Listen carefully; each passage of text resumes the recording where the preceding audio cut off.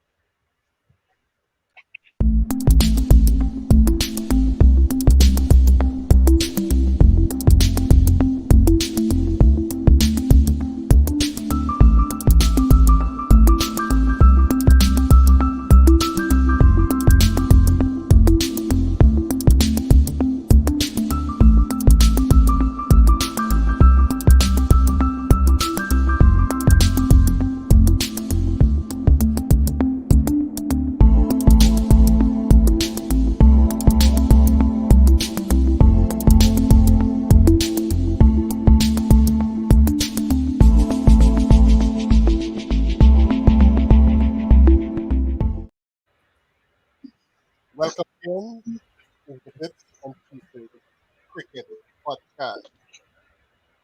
Like you see on the screen, we have two special guests, Petal Samuels, introduce yourself to our audience, please.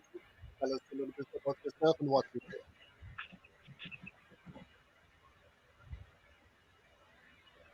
Good evening. Thanks for having me on your show, Mr. Nancy and Mr. John Aaron. Go ahead, tell us a little bit about what you do, Petal.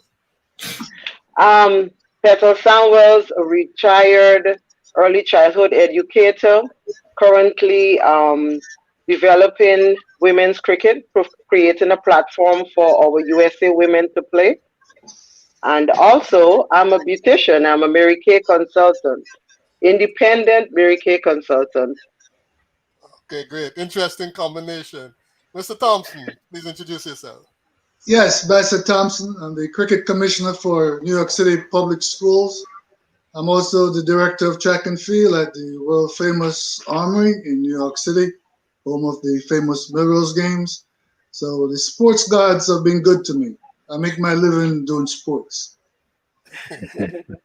Interesting term, the sports gods. I think I'll take it right from there. What are the sports gods saying about West Indies cricket, Mr. Thompson? Well, they need some divine intervention, they told me. And then some. They also told me if John Aaron and I were on the cricket board, they would have been doing a lot better. So John would something like that come to pass. What can we expect for West Indies cricket?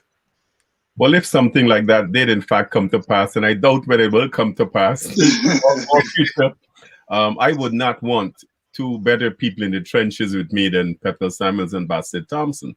Primarily because of what they represent. They represent two ends of a spectrum of a burgeoning cultural in sport, and that is cricket in the United States. Right. Bassett at one end with all the resources at his disposal, thousands of dollars from the Department of Education, programs, and Petal Samuels at the other end with a little budget or no budget, trying to run women's cricket. So you couldn't have got two better guests to look at it from both ends of the spectrum. But if I were running things in cricket, I would want these two on my side, definitely. Okay, okay, Thank you, great, John. great. Thank you. You Um, let's start off with a few bits. Petal, who is your cricketing idol, and why is that person your cricketing idol? Huh. I would jump quickly to Mr. Clive Lloyd because in my mind he's my uncle. When my grandmother used to listen to cricket on the radio, the transistor radio back in my youth, that's all she spoke about. That's the only person she spoke about. She really enjoyed listening to him play. So in my mind, Clive Lloyd is my uncle. He's a dear relative of ours. Okay. What about you, Bassett? Oh, going way back, it used to be was Lawrence Rowe. Now it's Chris Gale. You know, even when Chris, For the hard hitting batsman. yes, even when he gets out, he's excited. I don't miss too many Chris Gale at bats. Mainly because I knew him growing up. You know, my nephew and I and him were best friends. Every time he's in New York, he would pay me a visit. So I'm a huge Chris Gale fan. Okay, okay. What about you, John? Well, like Bassett too, I tend to want to upgrade my profile as the decades move on, and Clive Lloyd remains forever not only a close friend, but somebody whom I admire on and off the field. On the field for his explosiveness at batting, at fielding, and off the field for his humility. He can be a very humble individual, very down to earth, no airs and graces about him. So I admire him both on the field and off the field. But if we move to a contemporary setting, or a little closer to contemporary, Brian Lara would have been my next idol. In fact, myself and Brian Lara have a lot in common. You know, we both played cricket. We both played cricket in Trinidad. He played for Trinidad. I played in Trinidad. He played for the West Indies. I played in the West Indies. So there's a lot of similarities between myself and Brian Lara. And coming down more to the current time. Folks don't start Googling your name, John. They wouldn't find it next to a picture of Brian Lara, that's for sure. But I do like Pollard. I like Kieran Pollard, not only because of how he attacks the game in the current T20 format, but I think he has this definitely win-win attitude. You know, go there to win and win only.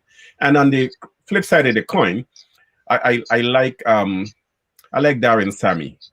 He brings a lot of a different perspective to the game, and I just like his personality. So there you go. I've upgraded my profiles. I keep thinking, you know, if 2020 was back in the days of Clive Lloyd and Sir Gary Sober's Khalid Turan and those guys. Yep. Just imagine that. Right, Yep. right. Yeah, would have been very interesting. Yep. The Richards would have been explosive, man, in a T20 format. Yeah. Whew. Wouldn't have enough balls in the game. That's right. Right. But unlike other old-time cricketers who try to put down 2020, I think 2020 is one of the best things that could ever happen to cricket. Yeah, the arguments will go back and forth, but I would agree with that. But you know, it's interesting that you raised that, Bassett, because of the cultural and the sports milieu that we find ourselves in the United States, which has a phenomenal landscape for sports. The test match format wouldn't fit. Even the one format wouldn't fit. T20 is the perfect, I think, vehicle for cricket advancing United States because it lasts 3 hours, the same time as a baseball game. In fact, you have a better chance of a baseball game lasting longer than a T20 match. Some matches have gone into 1 a.m. in the morning because they at bats nobody's winning in championship matches. Whereas a T20, 180 balls later, not counting the no balls and the wides, you have a completed match in 3 hours. So kids can come home from school between 3:30 and 4:30. Mom or dad gets home from work between 5:30 and 6. The after ball game at 7, they're back home by 10 o'clock. The kids hopefully would have done their homework between 3:30 and 5:30, and so they go to school the next day. Boom. So I think Yes, that format will take off. I think so. In my high school PSAL cricket, 2020 is perfect. They play after school, start at 4 o'clock, and you're done before it's dark. Yep. So Right. I'm one of the people that's Right. very happy for 2020 cricket. Okay. Me too. No, well, I, you know, we were going to touch this, so I think I'm going to go directly into that, into, discussing the formats and, what we need to do to really excite the Caribbean folks here and, stir excitement about the game of cricket. So I'm going to play an ad and we're going to come back to discuss just that.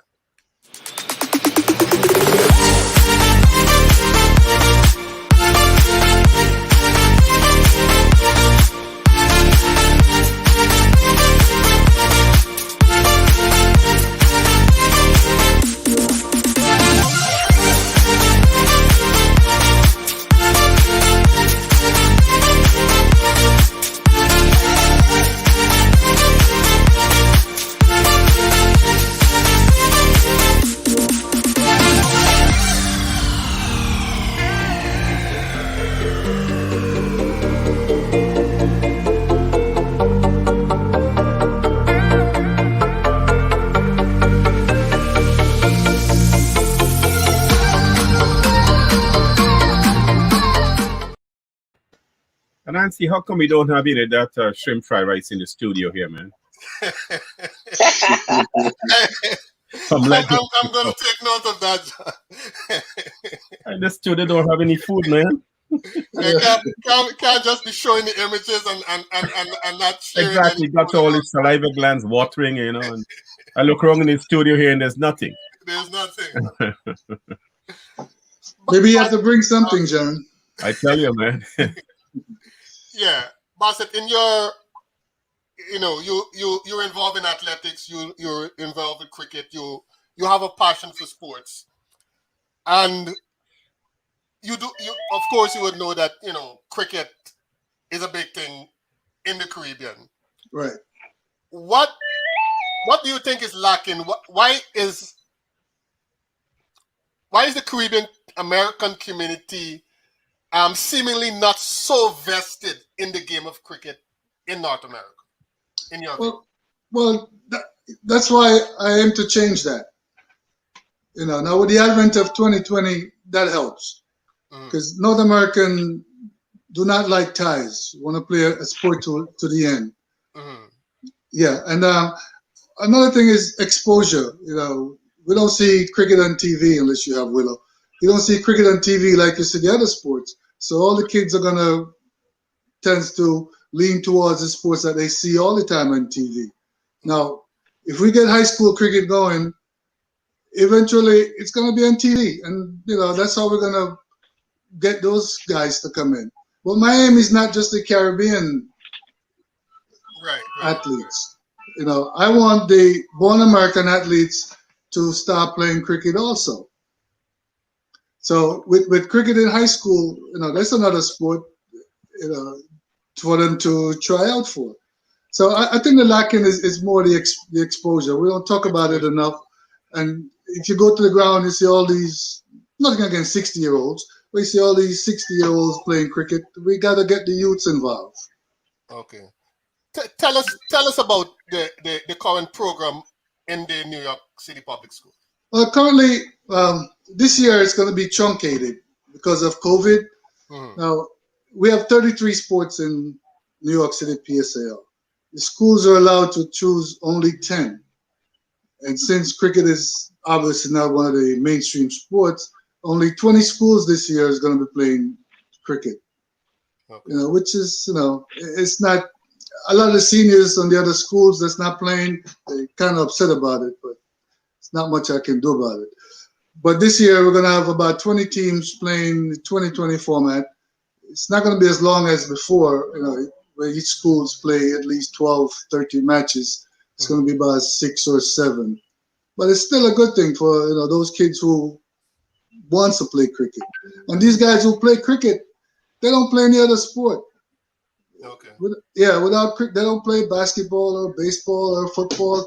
They play cricket, and under supervised format, they love it. You know, Okay. So you're saying they, they show the same kind of passion for their sport in the same way the baseball players and the oh basketball yeah, players oh show. yeah. They're early at the ground. They're excited about it. They go back to school talking about it, and that's how we're gonna develop it in America. The kids who do play, they're gonna bring their friends. They're gonna bring their American-born friends, and we're Right. gonna keep it going. Now, how long has this program been? We started in 2007, 2008. John Aaron was there as my friend Lon Austin liked to say, from the genesis of the program. He's been with us. I don't think he has missed a championship match. No. Okay. And that's another one of the problems. The cricket playing community in America, in New York, they do not embrace the high school cricketers. You Right. don't see them. And if these guys see the regular adult cricketers, Hmm. that'll give them a little more encouragement. But Okay. So, unlike guys John, like John, who's always there, John, why do you think that is so, though? That they seemingly a lack of enthusiasm from the I, older players with regard to the younger players.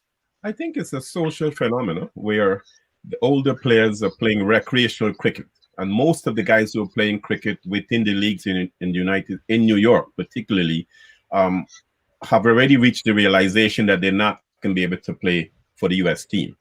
So they're playing recreational cricket, and after the Oh, cricket, we have a few beverages and some food, and everybody is happy, and we go home. Right. You're not seeing the cricket beyond that. And if you're not seeing the cricket beyond that, it's hard for you to embrace the ones that are coming behind you or to motivate or encourage the ones that are coming behind you because you don't see the bigger picture. right. Hopefully, with US cricket now in the pathways for cricket being a career sport, those players that Bassett Thompson are backing would not only come from behind the 6-year-olds he referred to, but would just pass right by them and yeah, go on to a pathway. And so you have these two social dilemmas, one with the older players playing recreational cricket and these younger guys who are yearning to play cricket at the international level. So one has got to give room, move out of the way, and let the kids pass on. But you can only do that if you have the infrastructure that takes the kids Right. from school to playing domestic first class cricket. Because when a kid goes into college, he goes into college at 18, 19. And for the next 4 years, unless that college has cricket, his skills would wane. So when he comes out, he's lost that Right. touch he had when he was 18 or 19. And there's nothing to fill Right. that gap. So I am hoping, and I'm aspiring to think positively, that college will pick up cricket so that the kids can bypass those recreational cricket guys, go on to college, and engage in full-time cricket, that's matches. that's that's one of my goals. Absolutely. Absolutely. Yeah. Because the youngsters are very enthused. I mean, you Oh see yeah. them and they talk about cricket all day long. All And day long. Yeah. so we just And need. if I could Uh, Go ahead, Petal. add, we have to create scholarships for our kids because they're going into college and all of that, and we got to create some sort of scholarship program for them. Because I have had instances where kids from the high school went into college, but we couldn't offer them any scholarship, and they ended up playing softball, stayed with softball because we got them out of the softball program. We couldn't even offer them scholarships, so we lost all those young ladies. And for me, it's starting younger, starting all the way down to elementary school and bringing them all up to college. So we do in elementary, middle school, high school, and then go on to college. And the likelihood of them staying with cricket when they get on to college. Okay. What's happening in? Is there an equivalent program for women's cricket in Georgia in the same way that Bassett is talking about the program in New York? Somewhat, and I'm still waiting to get Mr. Bassett's template so that we could have cricket we'll in talk. all the schools. We'll talk. The thing is Well, he has just made a promise, Petal, so you could hold him. Yes. wonderful, wonderful. My telephone number is 225. So call me. You may get a lot of calls from everybody else. Tell it to me. Tell it to me off here because you might have a lot of cooks calling. It's okay. I like to get calls from all over the world so we could talk about cricket. But going back to your question, I started cricket in Forest Bar High School. I think it was 2013, 2014, where I started with the older kids. The head of the department, Miss Angela Arnold, gave me one of her classes. I think it was her weightlifting classes to us to introduce the children into cricket. And that was a class where they used to get grade. We give them assignments, and we also did the practical side of cricket and teaching them fielding, batting, and bowling. And then I said we lost those kids, those ladies, because they went after college. So we started with a younger age group, like started from the ninth grade. Then COVID hit because we were talking to the physical education teachers in the middle and the high school. Georgia has a cluster of the area that I'm in has a cluster of 12 schools. So that's middle school, high school, and elementary school. So within that cluster, we could teach the education, physical education teachers about cricket, and that's another way of us getting into the schools. I'm a certified coach with Cricket Australia. Yes, I could go into the schools, but if we educate the physical education teachers in the schools, they will be able to push the program within their school. Yes, they allow us to come in, but as long as you have somebody on staff at the school, I think it's better too. Okay. Bassett, do you find that kids from non-cricketing nations express an interest in cricket? Yes, we do. In Okay. fact, a lot of schools have athletes, student athletes who from not from traditional playing cricket countries come out for the cricket team. Okay. You And know, how like do they respond? How do they respond to the game? What's their approach? What kind of questions do they tend to ask as they get of in? course, these are youngsters. They see it as different. They see it as a challenge. You see that? Okay. Yeah, and they want to learn. It's different.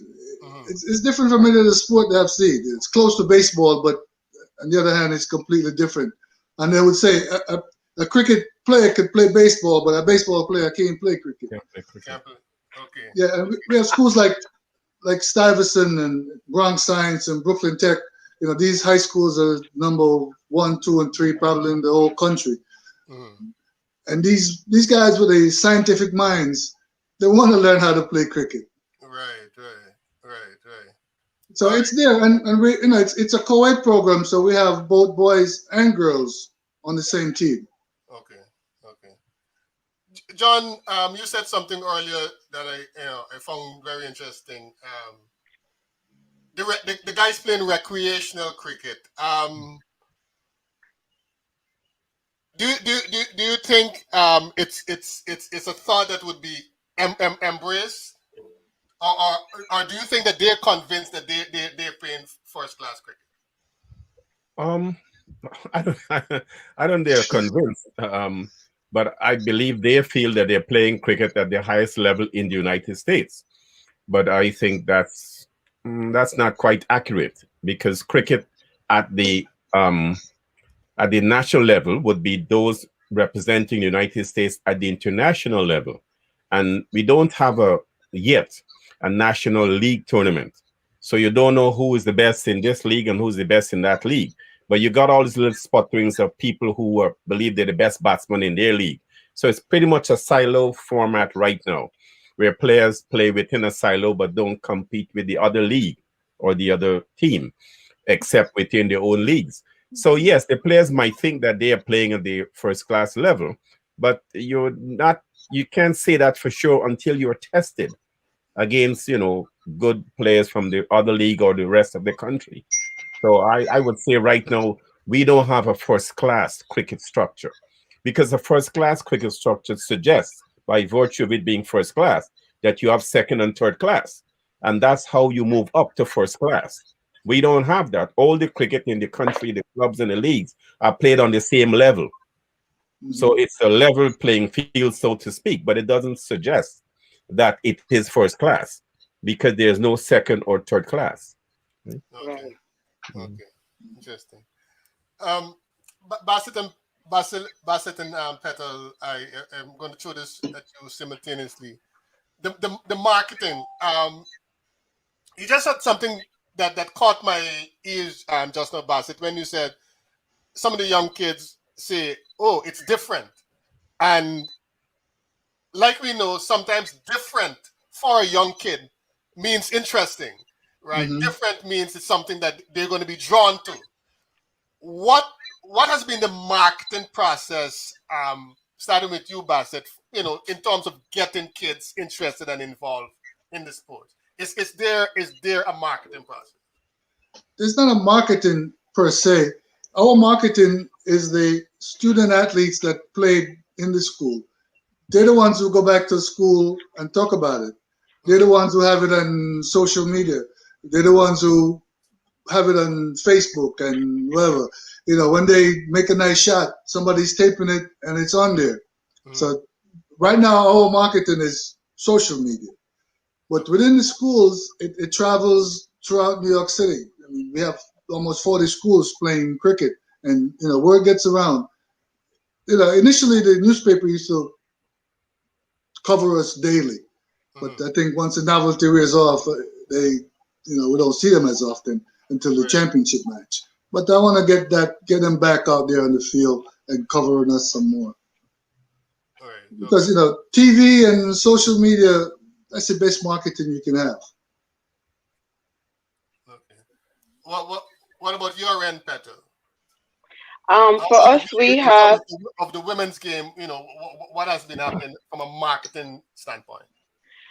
well, marketing for women is way down because I could ask, example, John Aaron, who is a part of men's cricket for sponsorship, and he will willingly give the men when it comes to the women, it's less. And I'm only using John Aaron name as an example. John, is that There are a true? lot of men who I'm That's only good. using him That as sounds an example. Go ahead. Yeah, the men, when it comes to sponsorship, they get money from all areas. And then when I ask for the women, it's a case of me explaining that yes, women do play cricket in the USA. Yes, we do need sponsorship and goes on and on.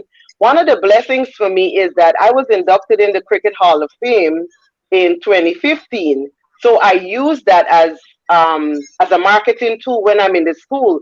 I do have the ring to prove it, so that the kids know that they can work towards being inducted into the Hall of Fame. I was not a big cricketer.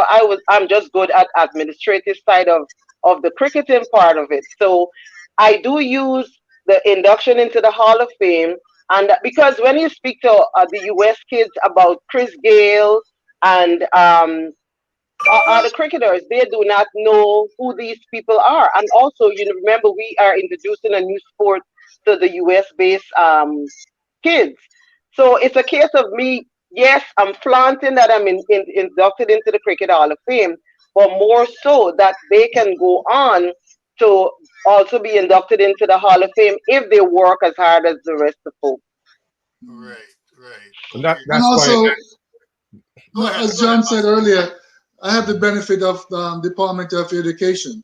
The coaches get paid by the city, the athletic director get paid, the umpires get paid by the city. So I have that little advantage. That's why However, we need to talk, Mr. Thompson. That's why we need to talk because I mean, nobody is paid at our That's a end. normal point.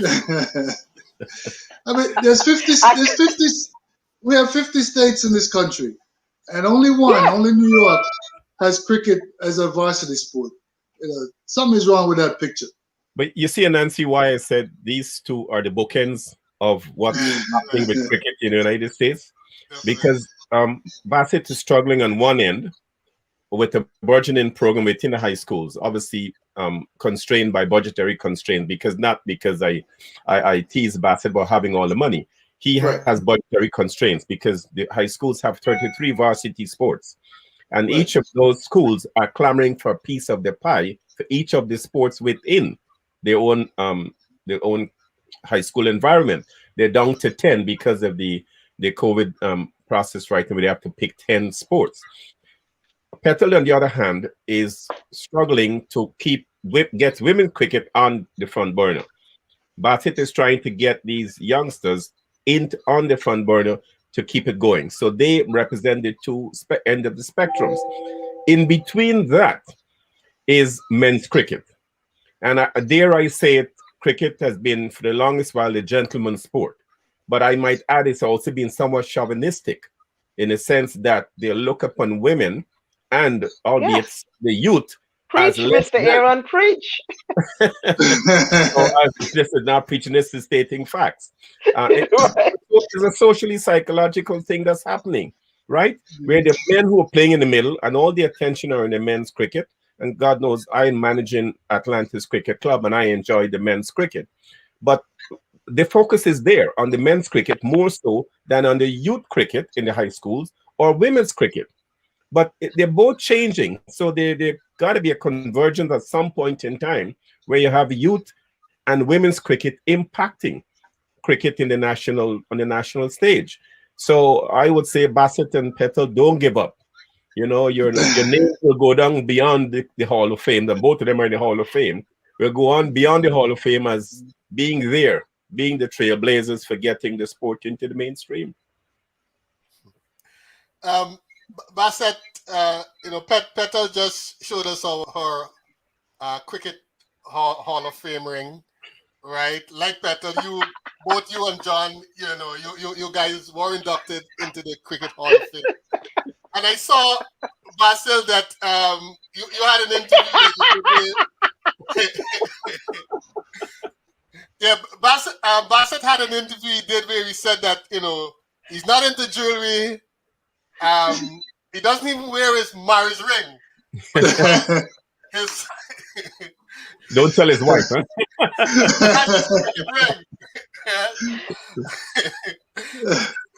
John, what do you think the conversation was like when with he and his wife with regard to the fact that he's going to wear the cricket ring but not the marriage ring? Well, I do know Bassett's wife, a very beautiful woman, I might add. And she has supported him not only in track and field activities, but also in cricket. She comes out with him and she engages in the cricket dinners and stuff that we've had. And so I know she's got to be very supportive, as is my wife. Very supportive of us. And because they realize, I don't think the three of us are doing. I beg your pardon? So she wouldn't mind him putting aside the marriage ring and putting on the cricket ring? No, because she knows she's already married to him. She knows she don't have to matter, And it doesn't have to matter. But I think as a woman, how would you have responded? You're married to John, and John has decided to put aside his marriage ring, and he's flaunting the cricket ring. What are you thinking as a woman? I would be secure with a man. There you go.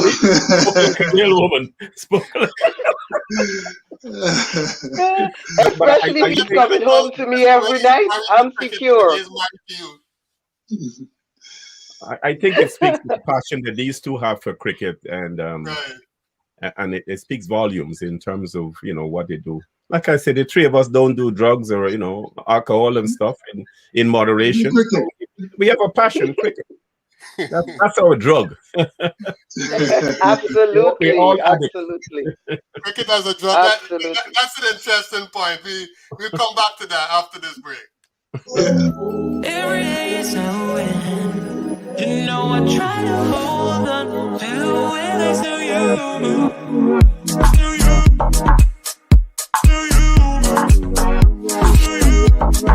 Hold on to you.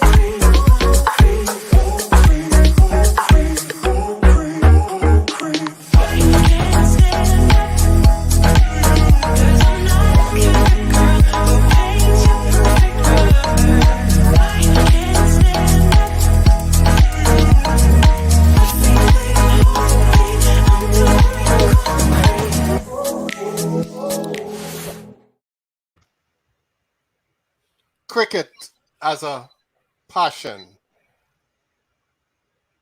Petal, from your own experience, living in the US, coming from the Caribbean, has it been difficult sharing that passion with non-cricketing groups, non-cricketing people?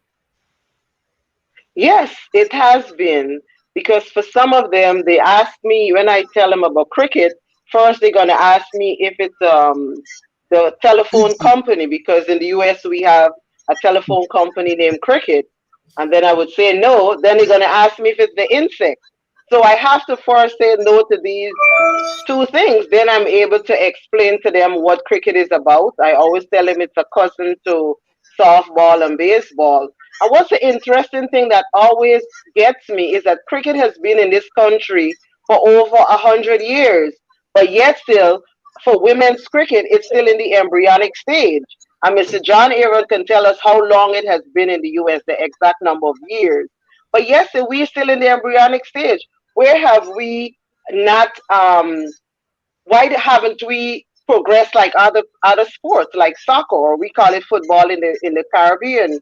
So it's a case of me educating whoever I'm speaking to, non-US West Indian, that cricket is a sport we play every day and everywhere in the Caribbean. That's one of the first things that we introduced is either cricket or soccer. And then when I get over that, and then I tell them the fun that we could have playing cricket, the social benefits of playing cricket, health benefits of playing cricket. Because at one time I used cricket as a health benefit, where I asked the women to come out and exercise, running between the wicket and all of that. We could use as an exercise program. So as soon as I get through explaining what cricket is, then I'm able to get them hooked into cricket, come and play with us. Some people may not want to play cricket, but I could also share with them how they can be a part of the cricket community. Mr. John Aaron spoke about us cooking and eating. You can be a chef for us, or you could be a cheerleader for us at the cricket field. Okay. John, I think you told me a story time about explaining the game to two strangers. Oh, And you actually got them excited. Can you remember exactly what it was that you know? yeah. I never lose, and I always seize an opportunity to be a cricket missionary, so to speak, and to preach the gospel of cricket. And I remember, and this has happened on more than one occasion. In this case, we were in a public park at Gateway, the Roy Sweeney Oval in Brooklyn, and it has a bicycle track and a walkway around the cricket pitch. So not only the cricketers are converging there are also people in the community, Caucasian Americans who would not have been exposed to cricket. And this young man and his wife, they're riding their bikes and they stopped. And from the moment they stopped, they were gone. Because when they stopped, I moved into them and I said, you know anything about cricket? Of course, they said no. And for the next 20, 25 minutes, I was explaining to them in minimum terms. I couldn't go too deep because you lose them. Right. About running between the wickets and that sort of thing.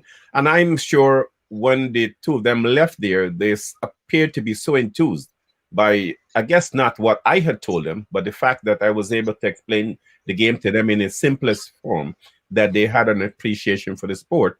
And they both says, man, we got to go look it up. Where can we get it? And I told them, Willow TV, and, in some other areas, they might be able to find cricket. And they pledged to be back in the park to see cricket right there. Because it's an interesting game if you don't try to inundate the newcomer with all the details and how it's scored and how you're out. Bat and ball. Petal raised a point about women and weight gain and weight loss and so forth. And it's a growing phenomenon in this country, particularly among young kids with the child obesity. It's been into rising so it's so difficult to control it because there's so much fast food, and parents got two jobs and they don't have time to really fix proper meals, some parents. And so the go-to thing is fast food. And that's the worst thing you can give a child because they put on the weight. But if you can expose cricket as a beneficial sport, not only from the athletic perspective, but also from a health conscious perspective, you might get more kids playing cricket. But cricket goes beyond the physical. As both Bassett and Petal, I'm sure, would agree. It's a team sport played by individuals. So it teaches you individual contributions to a team. And right Right. there, if you go on a job site and you're part of a team on a job site, you learn what it is to be a member of a team. And so you can carry over those skills to your job or even in your college in a group that you're doing a study group. You have to pull your weight. You're part of that group. So there's so many lessons that children can learn from cricket that I'm hoping that will carry over. But it's creating that awareness, putting the information and the effort out there to get people aware of the benefits of cricket beyond whatever monetary value you might want to attach to players' salaries. Yeah.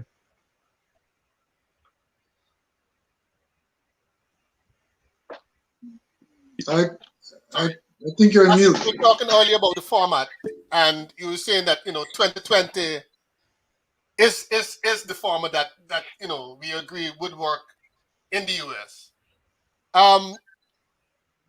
Being someone who's familiar with sports, outside of cricket, and having worked in the US system for a while, do you think that there are any particular rules that need to be tweaked, altered a little, or anything for cricket to be better sold to the US market?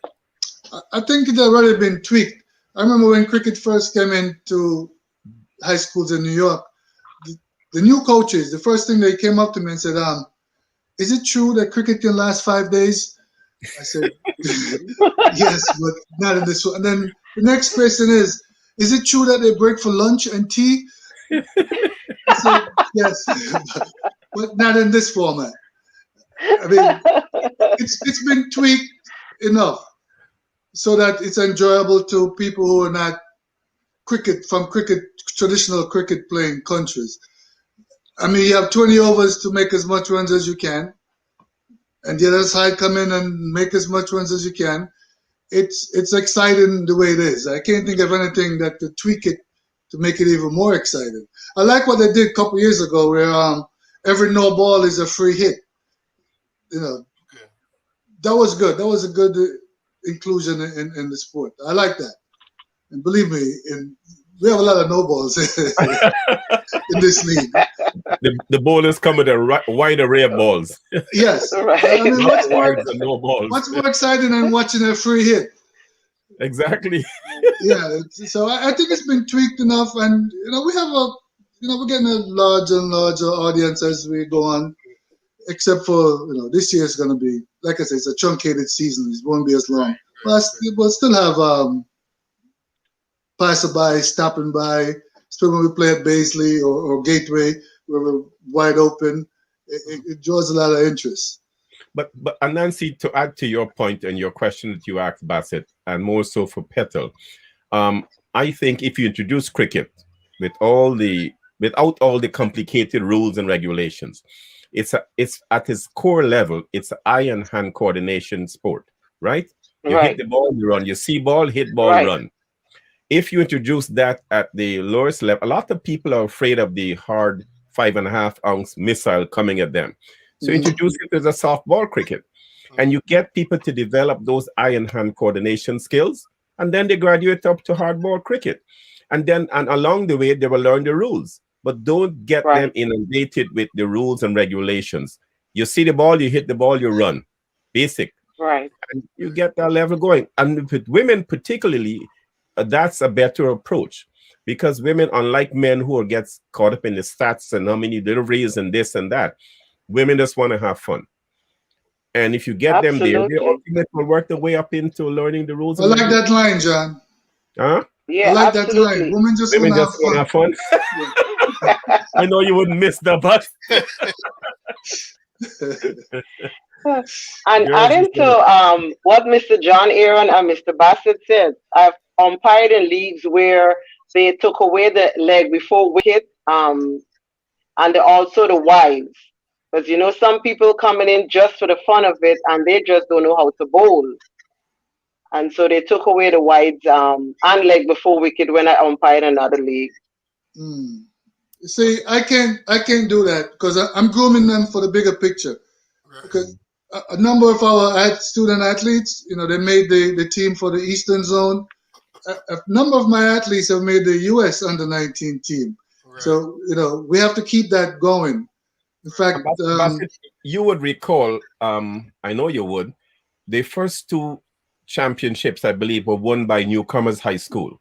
that is correct. And it was mostly kids from Bangladesh Yes. who came with some cricketing skills as part of the DNA or part of the lived experience. Oh, that And coach still asks about you, by the way. really? Yes. And Go ahead.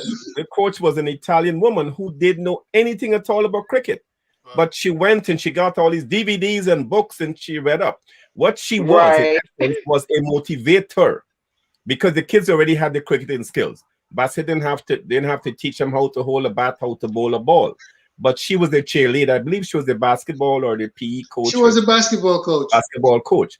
And so you see, bringing that together with the kids coming with some of the skill sets already, they were off to a flying start. It doesn't take much. Yeah, she was a Right. real coach. In fact, she Yeah. won Coach of the Year because Yeah. of cricket. Cricket, yeah. okay. And every once in a Wow. while, she said, "How's John Allen?" Give him my regards. Yes. Yeah. She gave up coaching, by the way. Yeah. John, you landed on a very interesting point just a short while ago, where you were saying, we don't need to get the kids all caught up initially with the rules and the regulations of the game. All right, give them the basic. The ball comes at you, you hit it, you run. All right. Right. Now that immediately threw me back to childhood because Mhm.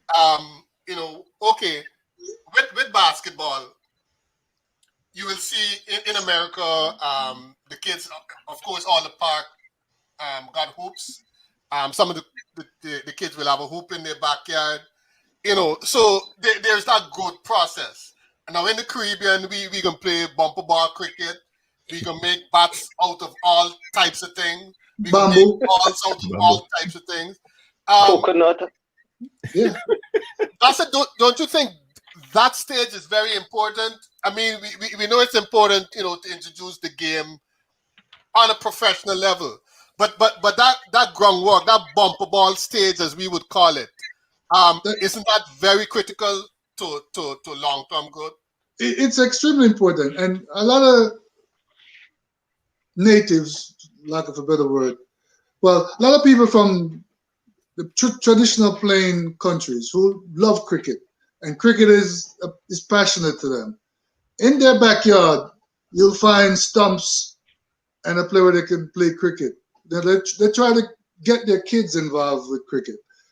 I know, I have 3 girls. They didn't like cricket very much, But they but run I fast. tried. They're all track athletes. But a lot of these parents, I know them, and I know them very well. As a kid's born, there's a bat in their crib.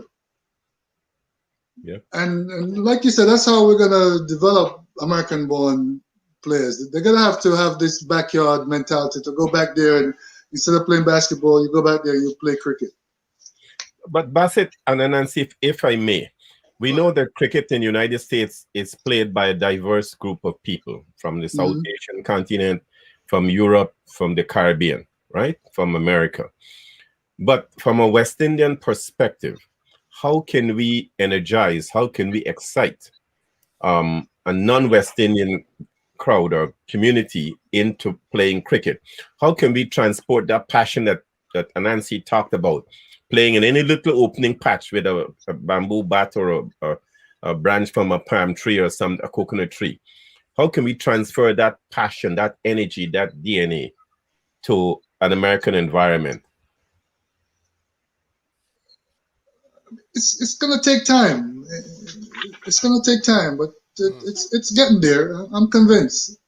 You know, I'm on the development committee for USA Cricket, and you know, we spoke about getting the 8-year-old, the 6-year-old, the 7-year-old involved, and that's how we need a feeder program to the junior high school and to the high school. 'Cause one of my wishes have a cricket draft. We just had the NFL draft. Have a cricket One of my wishes to have a cricket draft, and I can see that coming down the line. You know, why I raise the question is because the West Indies team, has long been revered as the calypso cricket. We were flamboyant cricketers. We just bring excitement and passion. And we know it as kids growing up. We went to the matches in Guyana and Jamaica and Trinidad.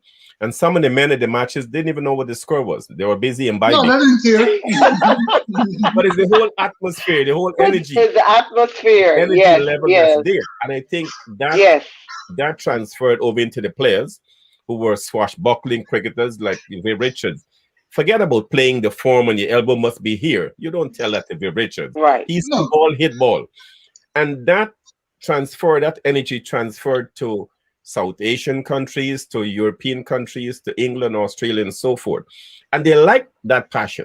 I'm saying, can we capture that West Indian passion in a bottle and bring it to America so that Americans can get just as excited as the Europeans and the South Asians got excited about West Indies cricket and the kind of cricket that we bring, which would coincide with the T20 format taking root in the United States. How can we bring that spirit in the bottle with T20 into America? It's difficult, but you know, in my high school cricket, I tried. Mm-hmm. At the championship, you know, John, you know, we have music and food and the other PSL coaches was going to say, "Wow, we don't have this sort of championship. We don't have cricket.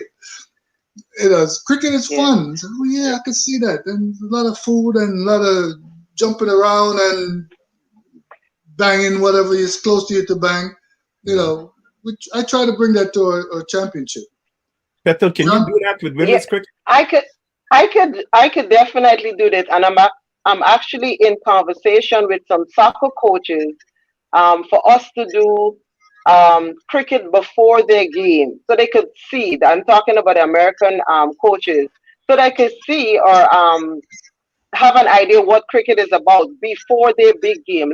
We call it a pre-show before their soccer game. So the crowd or the audience that's already there, we're introducing them to cricket. It's like me performing before Miss Aretha Franklin. I'm the pre-show and she's the main show.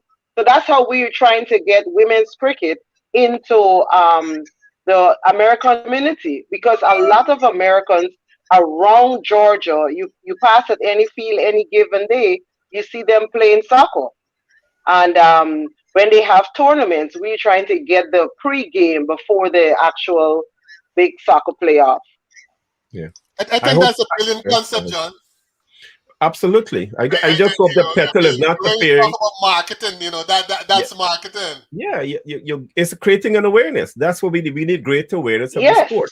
I just hope that Petal is not performing on the same stage with Aretha Franklin now, because she's performing. I couldn't think of another singer, John.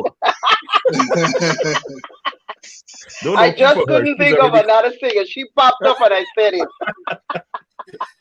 She's singing in another dimension right now. Yes, sir. Sir. A lot of people associate cricket and the West Indies with reggae music and soca music. Mm-hmm. Yeah. And right now, a lot of people are into reggae music. So now we're going to have to marry those two. No, definitely. We have to. Definitely. We have to. We got to change your mindset. It's not us for and no more. We have to get into the community. That's how we're going to get sponsorship. That's how we're going to get our kids getting scholarships. You know, if I'm going to use John Aaron again. because I can call on John Aaron. If I come to John Aaron every year asking him for $5 to help sponsor the women's tournament, and I never give back to his business, after a while, John Aaron's gonna stop giving me sponsorship. So we also have to help the business owners out there get cricket into everything, get them on board, businessmen, everybody on board with what we're doing for cricket. We so into our community, the expats only. We gotta break that bubble. We got to burst that bubble. Okay, great. We take a short break and we'll be back.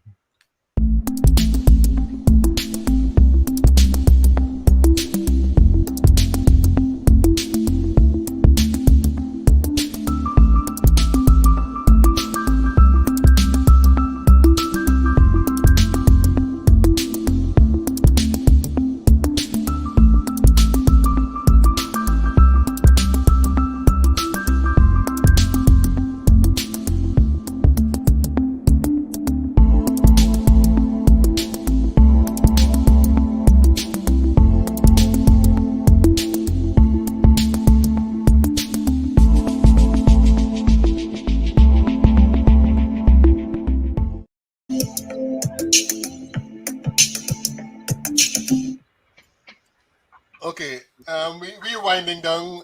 We're getting to the close. Before I know, Petal, the Georgia women's cricket, you guys have a tournament, a T20 tournament coming up, right? Yes, sir. Right. I'm going to let you talk a little bit about that, and Bassett is going to, give us some more details on what exactly is going to happen with the tournament for the schools this year. Um, Before that, I want to throw something at you, Bassett. If you were to live your life, if your life had to be lived on a cricket field, what position um, would you want to take up and why? Well, it wouldn't be silly me on, but definitely firstly.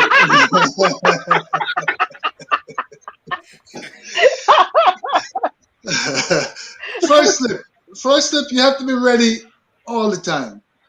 And you have to make a decision instantaneously. You can't if or but. It's right there. I'll be in first slip. In fact, when I played cricket, I played. If I'm not bowling, I'm at first slip. At first slip. What about you, Petal? If you had to live your life on a cricket field, what position would you take and why? I was gonna say silly mid on, but I like to feel at the square because I got most of my catches at the square. John Petal is adventurous there. I tell you, very adventurous. So is Bassett too. Bassett is instant reaction when you're at first slip, man. No time Yes. to think. Yeah. Okay, so Petal, tell us about the upcoming T20 tournament. How can fans get it? How can they see it? Tell us about it. I'm just happy to share that on May 29th and 30th, 2021, Atlanta Women's T20 tournament will be played at Ed O'Neill Sports Complex, and that is 2709 Old Conyers Road in Conyers, which is about 20 miles from downtown Atlanta. For those who are familiar with downtown Atlanta, our games will start 9:30 a.m. daily, and our finals will be at 4 p.m. on the 30th. I'm happy to announce that Mr. John Aaron will be doing live commentary Oh boy. Boy.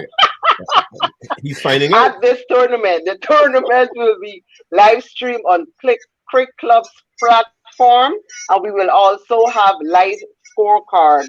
We have teams like Willow Breakers, Atlanta Pearls, Atlanta Playing 11.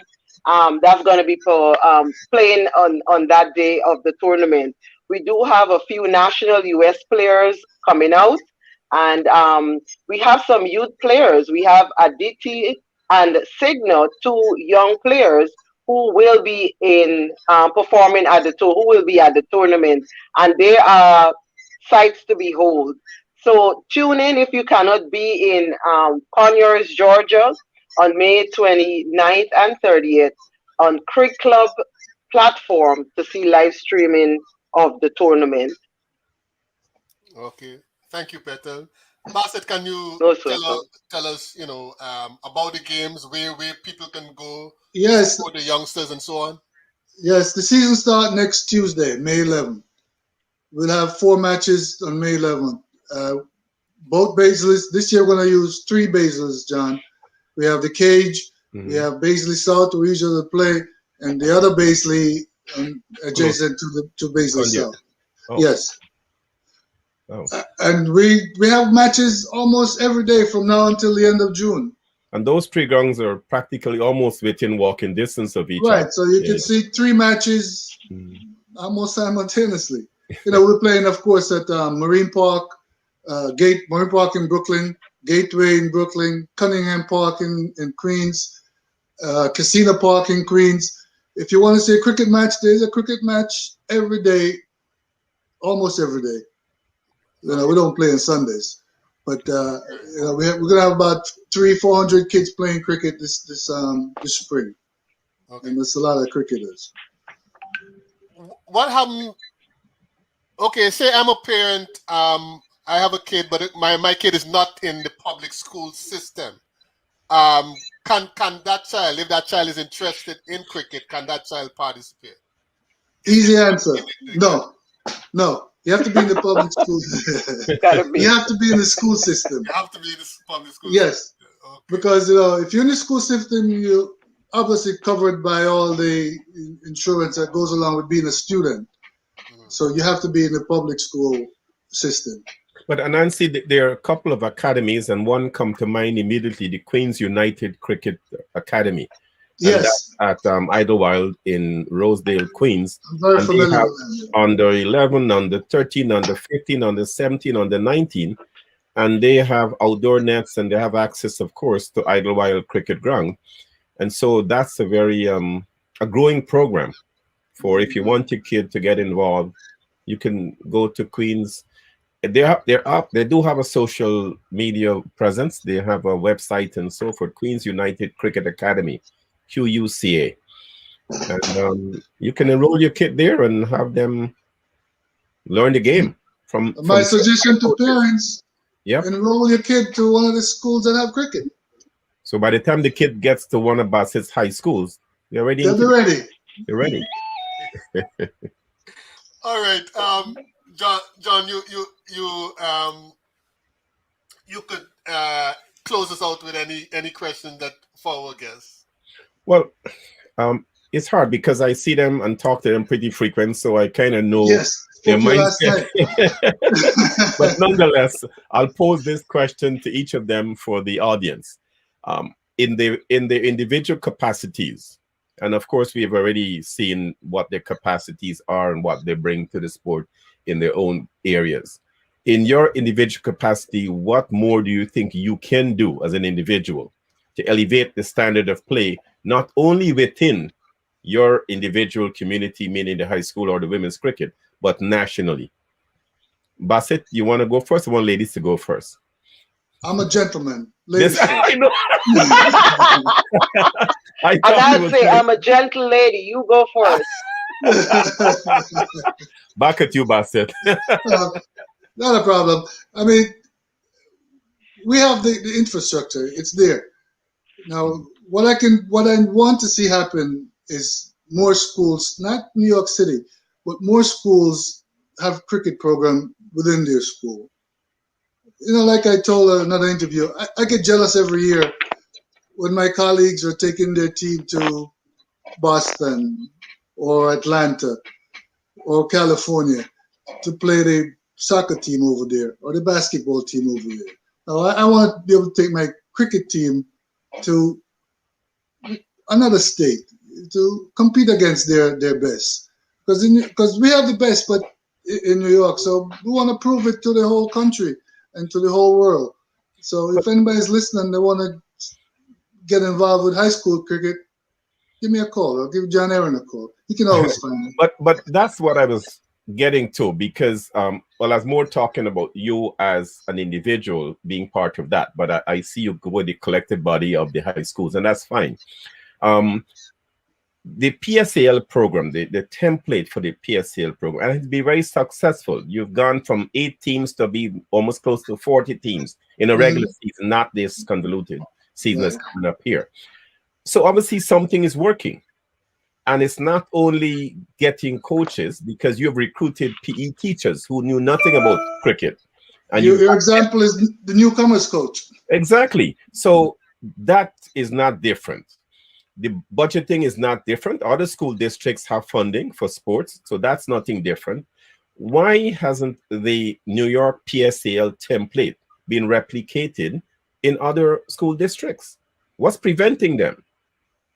That's a good question, and I wish I knew the answer, because we're here waiting for phone calls, waiting for, we can't go to every state and say, listen, you gotta get cricket. They should come to us because they see what we're doing and it's working. I am sure, I'm sure that yourself and Lorna Austin, who I've met and come to like very much because of her passion for what she brings to the cricket sport. She brings a lot to the cricket table. Yes, I know she does, and we must pay homage to Mr. Douglas, who recently passed away, the director of PSCL.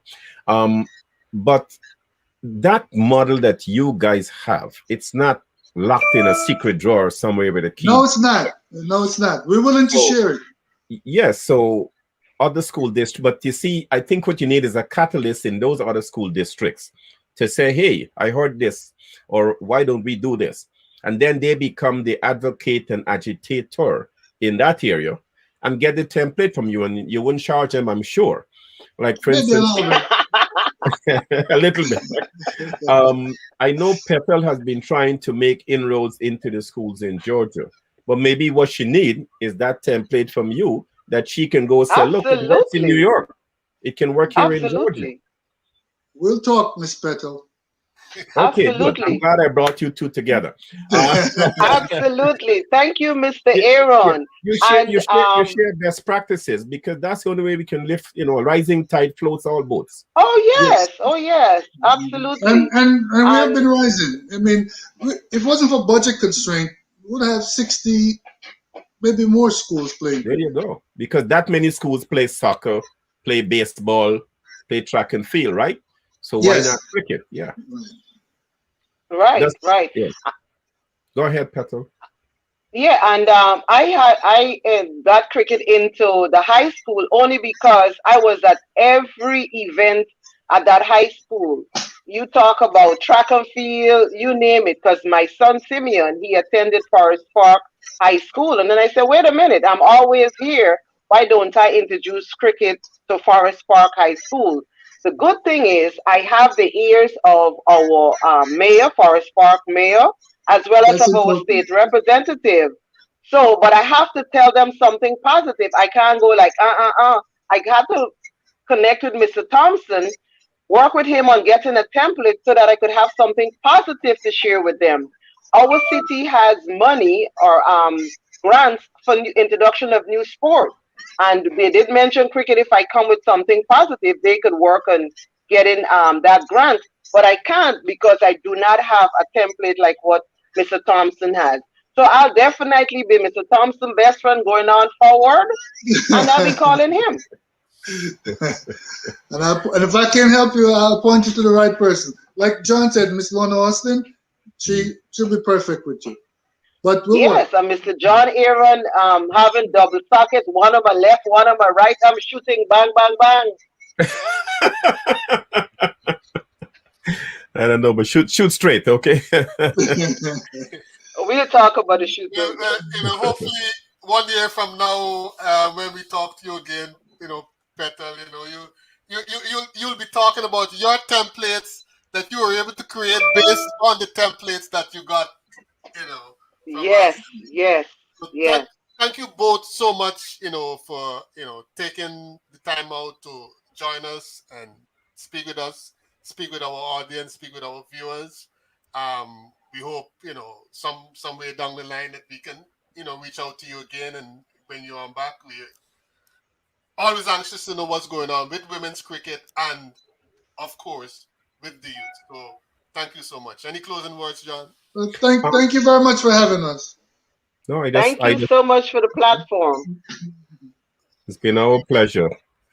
And like I said to you, Nancy, these are two good guys to have on because they represent the two ends of the spectrum. And I think people need to know what they're doing and how they can support it. I know for Petal, she's looking for sponsors for tournaments. If there's anyone listening and want to help out, she can get signage done for them at the tournament. With Bassett, I know the high schools probably wouldn't accept gifts from outside, but clearly if there are teachers within the high school system from the Caribbean who knows cricket and want to put up their hand and say, look, I can be a cricket coach, that's something I'm sure Bassett that would be great. would appreciate. Yeah. Well, thank you both for coming on. Thank you Really both. appreciate And it. thank all the people who Thank you for the invite. Thank all our viewers out there. And we hope we'll be seeing you again next Wednesday for another edition of the Bits and Pieces Cricket Podcast. Thank you, guys. Blessings, Jen. You know I try to hold on to it, I still you.